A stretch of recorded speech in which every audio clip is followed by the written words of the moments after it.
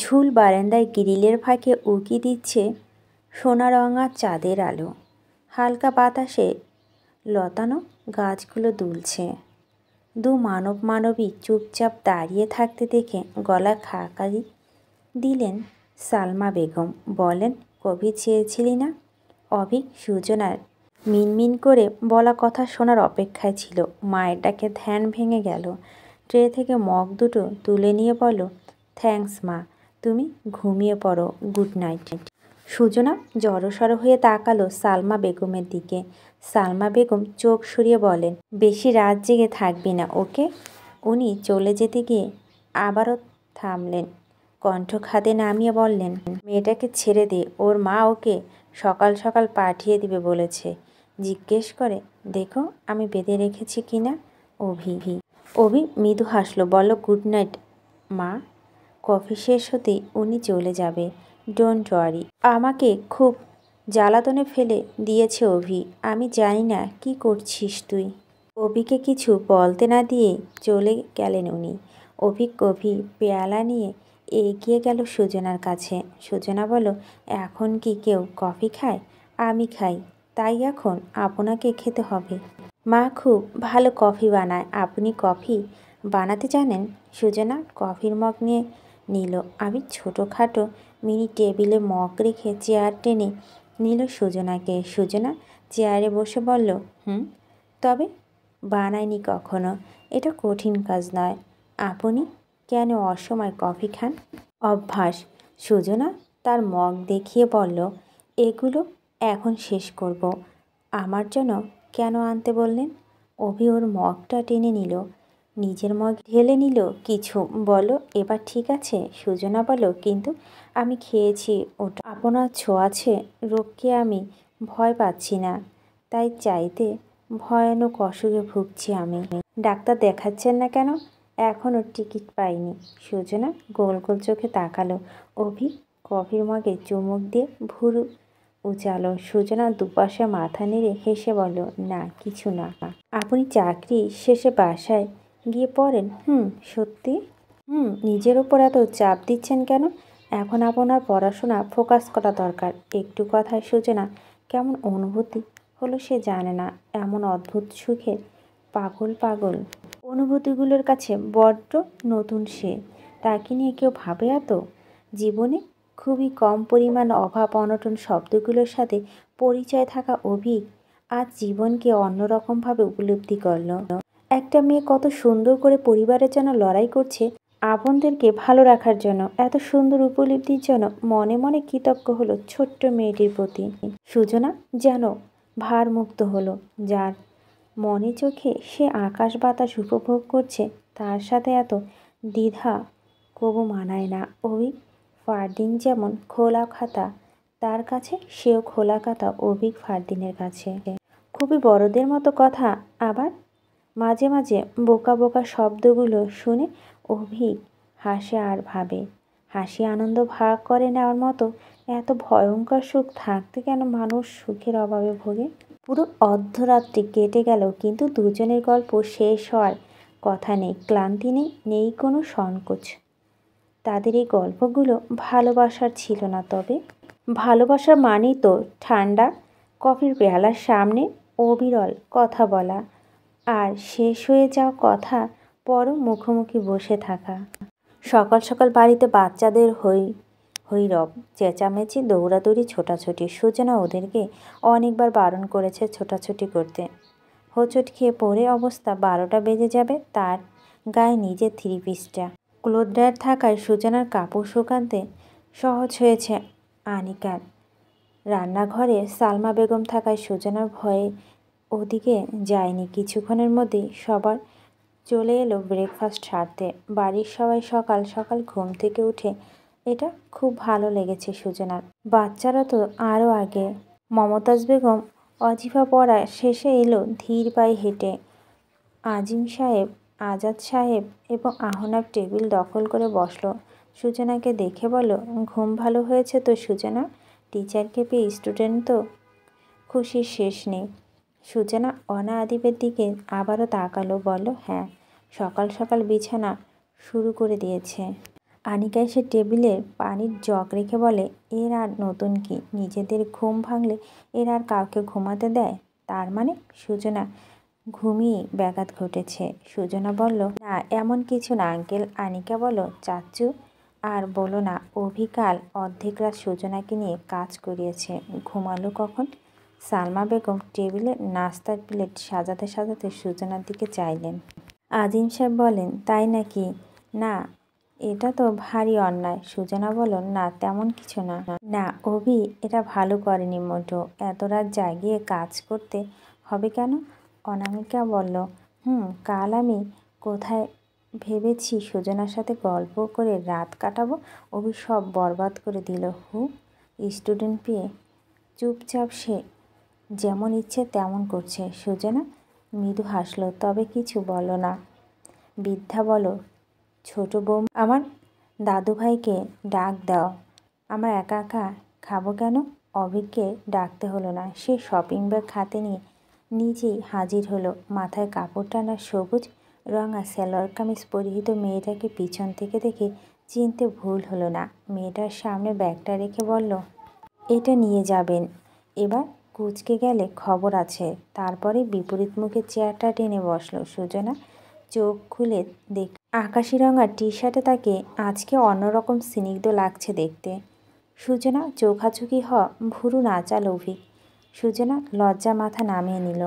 আজিম সাহেব বলে উঠলেন, তুমি নাকি কাল সারা সুজনাকে দিয়ে কাজ করিয়েছ? অভিক মুখে কাছে পানির গ্লাস থামিয়ে বলো, কি কাজ?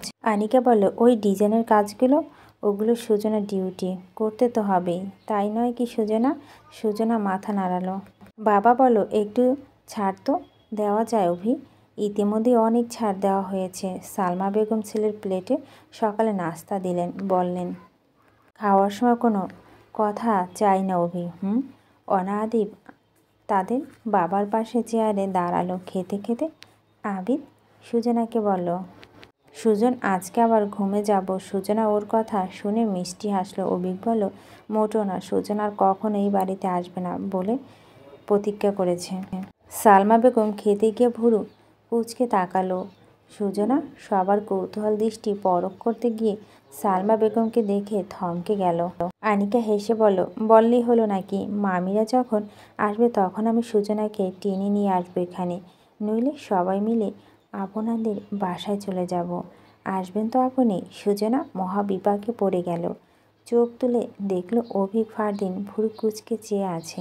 সুজনা এই ভাষা বুঝতে সক্ষম হলো না। বলতে বলছে, কিন্তু পাশের চেয়ারে বসা উনি মা কেমন করে তাকিয়ে আছে সুজনার দিকে। সুজনা শুকনো ঢোক গিল, মাথা তুলে বলল, এই তো ভালো মেয়ের মতো কথা। অভি দেখলি সুজনা আবারও আসবে। আর কারো দিকে চাইল না সুজনা। ছেলের আগে মায়ের কথা বেশি শুনতে হবে তাকে। কি ভয়ানক মহিলা। ভুলক্রমে একবার চোখ তুলছিল বই কি, মায়ের চাউনি দেখে সুজনা জান যায় যায় অবস্থা। সে তো সঠিক কথা বলেছে। তাহলে এমন করে তাকানোর কারণ কি? খাওয়া দাওয়ার পর্ব শেষ হতেই সুজনা তৈরি হয়ে নিল। ব্যাগপত্র নিয়ে নিচে এসে সবার সাথে কুশলাদি বিনিময় শেষ করে বেরোতে যাবে, তখনই অভিকের ডাক এলো। সুজনা অনাকে সাথে নিয়ে পা বাড়ালো অভিকের ঘরের উদ্দেশ্যে। দরজায় দাঁড়িয়ে বাইরে জানতে চাইল, স্যার কিছু বলবেন? ভিতর থেকে আওয়াজ এলো না। আচ্ছা আমি আসি তাহলে। আমি আপনাকে যেতে বলেছি না? তাহলে কি দাঁড়িয়ে থাকবো? দাঁড়িয়ে থাকতে কখনো বলেছি? তাহলে কি করব? আমি না বলা অবধি কিছুই করবেন না। সুজনা ছোট্ট করে জবাব দিল, আচ্ছা আজব, আপনার জিজ্ঞেস করা দরকার কেন? আমি এভাবে অধিকার খাটিয়ে কথা বলছি। জানি। ধপ করে দরজা বন্ধ হয়ে গেল মুখের উপরে। আপনি কচুও জানেন না। সুজনা ফিক করে হাসলো। ক্যাম্পাসে যাতে দেখা যায় আপনার জানা দরকার। ফাঁকা ক্লাসরুম দেখতে আকস্মিক কালো কোনো টিচার ভালো লাগে না। সুজনা আবারও হাসলো। কোনো ঠুম না সুজনা। তাহলে কি? আপনি আর কখন এই বাড়িতে আসবেন না? আচ্ছা সত্যি? 3টা। ওকে, গুড গার্ল। অভি এবার নিশ্চিন্ত হলো। সুজনা এ বাড়িতে শুধু তার জন্য আসা দরকার, অন্য কারোর জন্য কভু নয়, আকস্মিক নয়। এত দেখা দেখি অধিকার শুধু সেই রাখে। তার একটা ব্যক্তিগত স্টুডেন্ট কি থাকতে পারে না? আজব। ওই বাড়ি থেকে ফিরে সুজনা সরাসরি বটতলার স্টেশনে চলে গেল। বন্ধুদের সাথে শাটলে তার ফের দেখা। সবাই জানতে চাইল ওই দিনের কথা। স্যার কেন তার কথা জিজ্ঞেস করছিল এবং স্যারকে খুব চিন্তিত দেখাচ্ছিল। সুজনা সেদিকে হুঁশ নেই। সে তখন জানালার কাছে মাথা এড়িয়ে দেখতে লাগলো ঝকঝক করে চলতে থাকা শাটলের দুপাশে সবুজ ক্ষেত, বন জঙ্গল, হাতের উপরে খোলা বইয়ের পাতা হাওয়ায় উল্টে যাচ্ছে একের পর এক। উড়ো চুল তখন ছুঁয়ে যাচ্ছে নাক মুখ। বন্ধুরা ফিসফিস করে বলে উঠল, ডাল মে কুচ কালা হ্যাঁ। সুজনা কপাল ভাঁজ করে তাকালো তাদের দিকে। মেহুল বলল, সেগুন বাগিচা।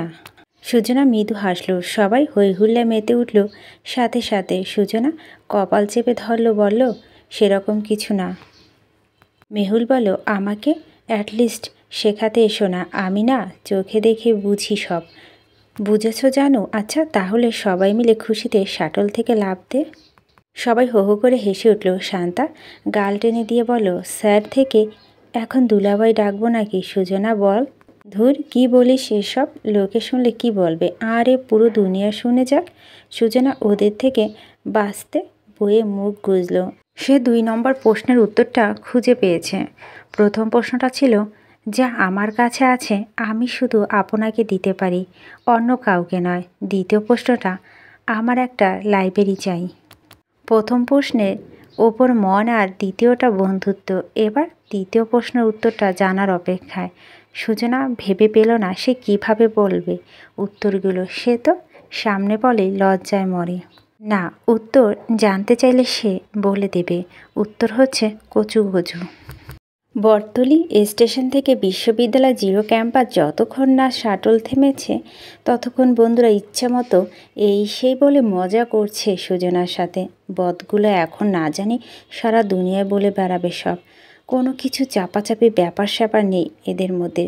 ফাজিলদের দল। ক্যাম্পাসে পৌঁছানোর পর তারা সবাই ক্লাসরুমে চলে গেল। খাতার নাম তোলা দরকার। মোর্শেদ স্যারের ক্লাসের পরপর 2টো ক্লাস শেষ করে তারা 3 বান্ধবী লাইব্রেরিতে যাওয়ার সিদ্ধান্ত নেবে। তখনই সেই কাঙ্ক্ষিত স্যারের ক্লাসরুমে প্রবেশ করে বড় সরল মুখে তাকালো সবার দিকে। সবাই উত্তেজনা শেষ নেই, বিশেষ করে সুজনার বন্ধুদের। ছাত্রছাত্রীরা জানতে চাইল, স্যার কেমন আছেন? ক্লাসরুমে এই কোণায় ওই কোণা থেকে চোখ বোলানো শেষ উত্তর এলো, আজ একটু বেশি ভালো। সুজনা খেলো শান্তার কনুর গুঁতো। বান্ধবী, তোমাকে দেখে স্যার আজ একটু বেশি ভালো। হুম।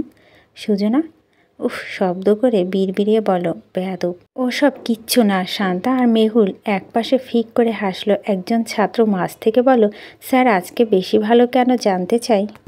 অভিক টেবিলে হাতে ভর রেখে কুঁচে দাঁড়িয়ে হাসলো। আমরা পড়াতে যাই স্যার, রোজই তো পড়ি। ভুরু উঁচিয়ে নাচল অভিক। সোজা হয়ে দাঁড়িয়ে এক হাতে তালুতে অন্য তালু ঘষতে ঘষতে বলো, তাহলে আজকে পানিশ চলুক। সবাই একে অপরের দিকে তাকালো। জানতে চাইল, স্যার কিসের পানিশ? গতকাল যারা অনুপস্থিতি ছিল। হঠাৎ শান্তা বলে উঠল, স্যার সুজনা কালকে আসেনি বলে নিজেই নিজের জিভে কামড় দিল। অভিক হেসে বলল, যারা গত ক্লাসে অনুপস্থিত ছিল তারা দাঁড়ান। হুড়মুড় করে অনেকে দাঁড়িয়ে গেল। অভিক গুনে গুনে দেখল মোটামুটি 20 জনের কাছাকাছি হবে। এত বড় একটা ক্লাসরুমে 20 জন অনুপস্থিতি বিরাট ব্যাপার নয়। নিখিল জানতে চাইল, স্যার কি পানিশ দেবেন? খুব সিম্পল, গতকালকে যা পড়িয়েছি তা বলতে না পারলে ক্লাস শেষ হওয়া অবধি দাঁড়িয়ে থাকতে হবে। নিখিল ভাব দেখে বলো, সেসব আমার কাছে পান্তা ভাত। আবিক আর চোখে দেখলো একজন দাঁড়িয়ে দাঁড়িয়ে পড়া মুখস্থ করার চেষ্টায় আছে পানিশের ভয়ে। মেয়েটা বুঝতে এখনও অবিক ফারদিনকে একটা আঁচও লাগতে পারে না। একটু ভালো করে দেখার সুবিধার্থে দাঁড় করিয়ে রাখা। এ আর কি, ব্রিলিয়ান্ট স্টুডেন্টে এসব চট করে বুঝে ফেলার কথা। 2-1 কেন আসতে পারেনি তার বর্ণনা নিয়ে সহানুভূতি কামনা করে কোনো রকম বসে গেল। বাকিরা পড়া শিখছে। অভিক এক এক করে জিজ্ঞেস করে, সুজনার পিছনের জনকে বলো, আপনার কি সমস্যা? মেয়েটা আমতা আমতা করে বলল, স্যার কালকে বেড়াতে গিয়েছিলাম বোনের শ্বশুরবাড়ি, সামনে পরীক্ষা, ক্লাস মিস দিলে চলবে? বসুন। মেয়েটা খুশি হয়ে বসে গেল। আপনার কি সমস্যা? শান্তা হাতের উপর চিমটি বসাতে সুজানা শিরদাঁড়া সোজা হয়ে দাঁড়ালো। আঁচল চোখ খুলে চট করে নামিয়ে বলল, আমিও বেড়াতে গিয়েছিলাম। কোথায় বেড়াতে গিয়েছিলেন? এক হাত অন্য হাতের আঙুল মোচড়াতে সুজনা ছোট্ট করে জবাব দিল, আপনি তো জানেন। অভিক হেসে উঠে চলে গেল। শান্তার মেহুল হেসে উঠে বলে, মেয়ে মার গয়া কিয়া প্যার হে ইয়ার। সুজনা কোনো গুঁতো দিয়ে বলল, চুপ থাক বেটি, আমাকে তো বসতে বলো না, এভাবে দাঁড়িয়ে থাকবো নাকি? দাঁড়িয়ে থাকো, তুমিও দেখো, তোমাকেও দেখো, ক্ষতি কি? সুজনা জোরে হাত খামচি দিয়ে বলল, চুপ চুপ। অভিক এলইডি স্ক্রিনের পাশে পড়াতে একসময় তাকালো।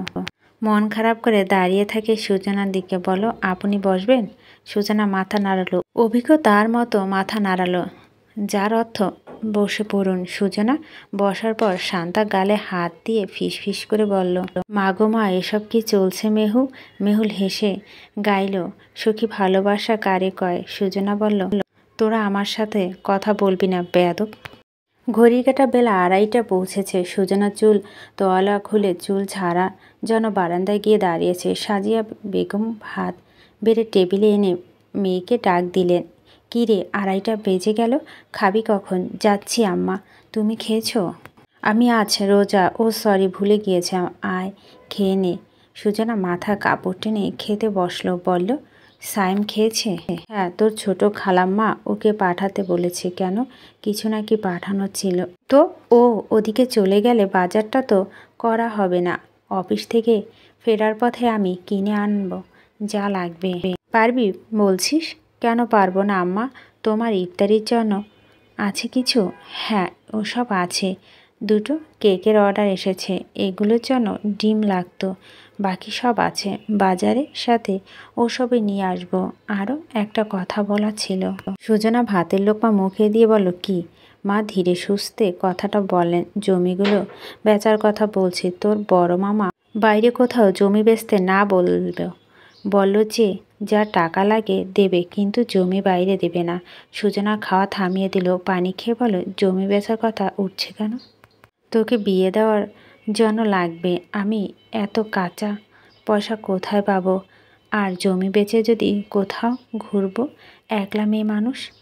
তোমার বাপের জমির বেচা টাকায় আমি বিয়ে করব না আম্মা। মা ধমকে বলে উঠলেন। সুজনা বলল, পরে সবাই হাঁটতে বসতে আমাকে বলবে যে আমি জমি বেচা টাকা দিয়ে জামাই নিয়েছি। আমার মন্দ কথা শুনতে মন চায় না আম্মা। তাই বলে কি বিয়ে করবি না? আবার এক কথা, আমি তো মামাকে বলে দিয়েছি জমি ন্যায্য মূল্য যাতে আমাকে দিয়ে দেয়। আমি ব্যাংকে ফেলে রাখবো, যা ইচ্ছে করো। মা চিন্তিত বদনে তাকালো। একটা ছোটোখাটো অনুষ্ঠান করতে গেলে লাখ টাকা খরচ আছে। এত টাকা আমাকে কে দিবে?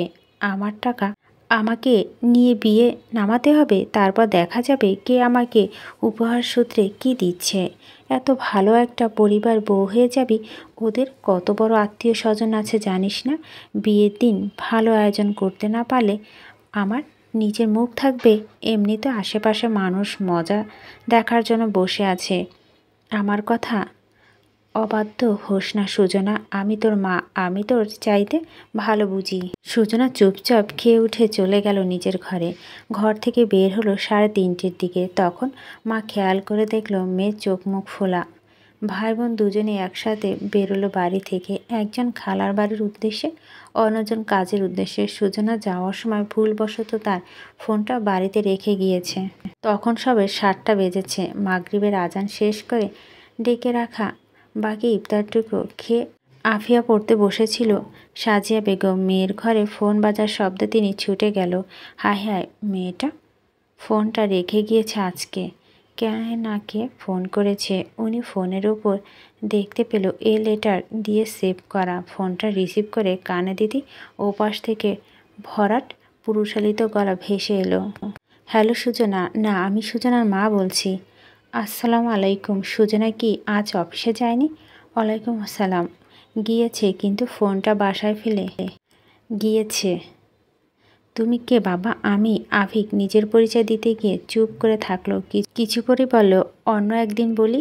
আজ বললে খুব সমস্যা হবে। না, তা হবে না, কিন্তু সুজনা রাগ করতে পারে। তার রাগের কথা আর বলো না। সে তো আজ রাগ করে বেরিয়েছে। তোমার সাথেও কি রাগ দেখায় নাকি? ও আচ্ছা, তুমি ওর বন্ধু বোধ হয়, তাই না?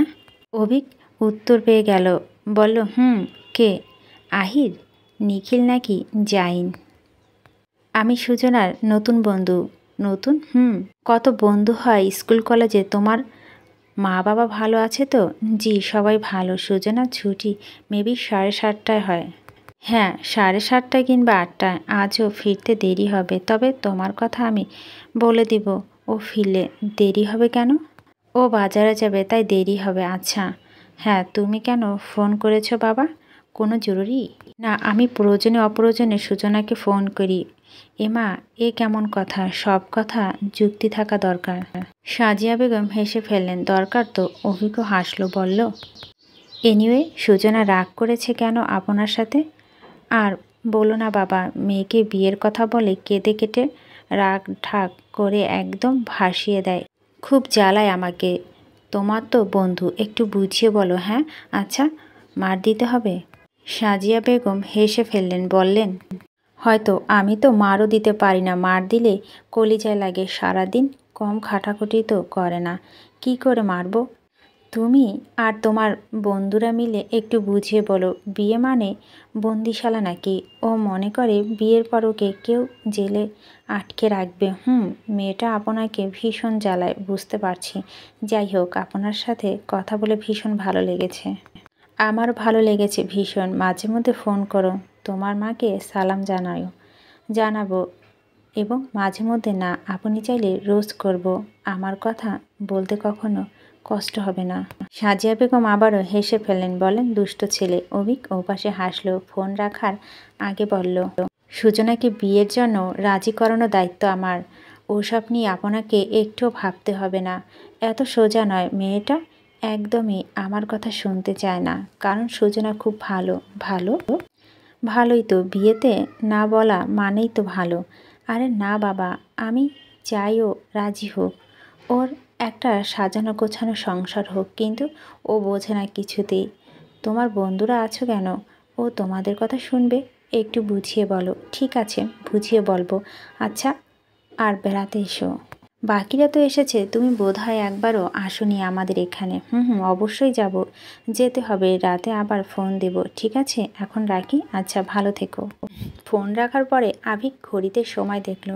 বাড়ি থেকে বেরোনোর সময় সালবা বেগমের চোখে পড়ল ওকে। হ্যাঁ রে, কোথায় যাচ্ছিস সবি? বাজারে। বাজার? সবাই কেমন বিস্ময় নিয়ে তাকালো। আনিকা বলে, এ সময় বাজার? তোকে ঠেললো যাস না। আর আজ?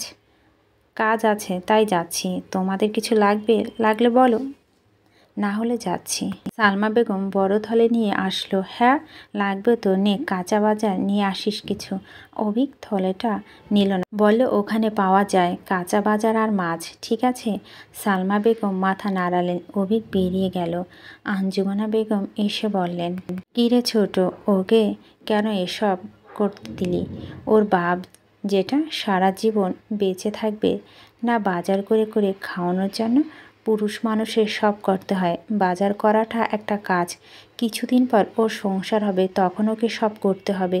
আনিকা হেসে বলল, ওকে পচা আলু টমেটো সব থলের ভিতর ঢুকিয়ে দেবে দোকানদার। আজকে ভুল করলে পরের বার হবে না।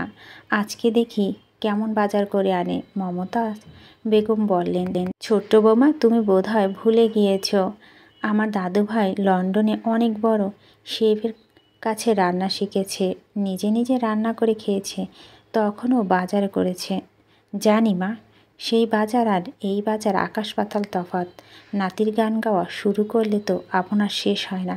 কই, নাতির জন্য একটা ভালো মেয়ে জোগাড় করতে পারলেন না? আজ অবধি যে সংসার করবে সে নিজেই জোগাড় করে নেবে। আমাদের ওসব নিয়ে না ভাবলেও চলবে। সে জোগাড় করে নেবে হয়তো নিচ্ছে, সেটা কিন্তু ওর পচা আলু টমেটোর মতো হবে না। সেটা একদম খাঁটি সোনা। সালমা বেগম চুপ হয়ে গেল। আনিকা বলল, দাদু, আমাকে বলো প্লিজ, কে সে? তোমরা চেনো? ছোটো মা, আমার কিছু জানায় না কেন?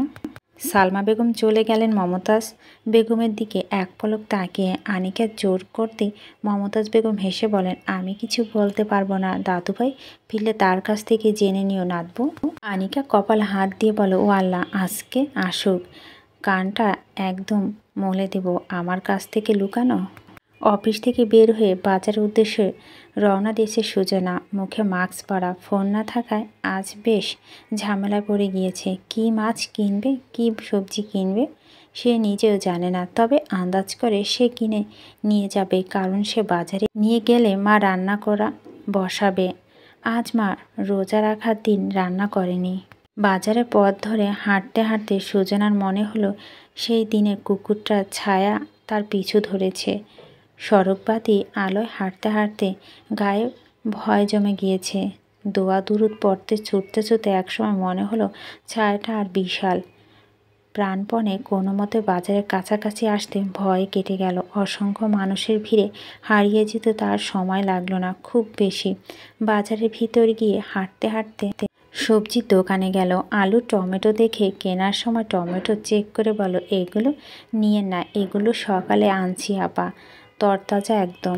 না, টমেটোগুলো নরম দেখাচ্ছে, থাকলে ভালো থেকে দিন, না হলে দিয়েন না। দোকানদার ভালো থেকে দিল। সুজনা থলেতে ভরে নিয়ে টাকা দেওয়ার জন্য ব্যাগে হাত দিতেই পাশ থেকে একজন বলে উঠল, ম্যাডামকে যেমন দিয়েছেন আমাকেও তেমন দেবেন। সুজনা টাকা গুনতে গুনতে চমকে উঠল। এত এত মানুষের ভিড়ে ঠিকই চিনতে সক্ষম হলো পরিচিত গলার স্বর। পাশ ফিরে মাস্ক পরিত ছেলেটিকে দেখলো বাজারে থলেতে সবজি নিচ্ছে। সুজনা চোখ বড় বড় তাকালো। অভিক থলের মধ্যে চোখ ঢুকে সবজিগুলো দেখে সুজনার দিকে তাকলো। সেই চিরাচরিত ভুরু নাচিয়ে প্রশ্ন করলো সুজনাকে। কি? সুজনা জানতে চাইল, আপনি এখানে কেন? আমার এখানে আসা বারণ? সুজনা মাথা নেড়ে বলল, না, কিন্তু আপনি রাগ করে ঘর থেকে বেরিয়ে এসেছেন। আপনাকে কে বলল? আপনার মা। সুজনা আরও বড় বড় করে চোখ পাকিয়ে চাইল, আপনি কি করে জানলেন? আমি আপনার খোঁজ রাখি। সুজনা ঘুরে হাঁটা শুরু করলো। বলো, আপনি নিশ্চয় ফোন দিয়েছেন। অভিক তার পিছনে হাঁটতে হাঁটতে বলল, ফোন দিয়েছি, কথা বলেছি, অ্যান্ড আপনাকে বিয়েতে রাজি করানোর পারমিশন নিয়েছি। সুজনা চট করে ঘাড় ফিরে চাইল। বিয়ে? অভিক তার নিজের মাস্ক টেনে নামালো। সুজনা মাস্ক আশেপাশে তাকিয়ে বলো, ইয়েস। সুজনা মুখ থতমত হয়ে গেল। অভিক হেসে গলা নামিয়ে ফিসফিস করে বলো, প্রশ্নের উত্তর দিলে পাত্র চেঞ্জ হতে পারে। আরও একবার না হয় দেখা হোক সেগুন বাগিচায়। সুজনা নিরুত্তর দাঁড়িয়ে রইল। অভিক ততক্ষণে তার হাত থেকে বাজারের থলে কেড়ে নিয়ে হাঁটা ধরল মাছের বাজারের দিকে। আজ তার খুশির দিন।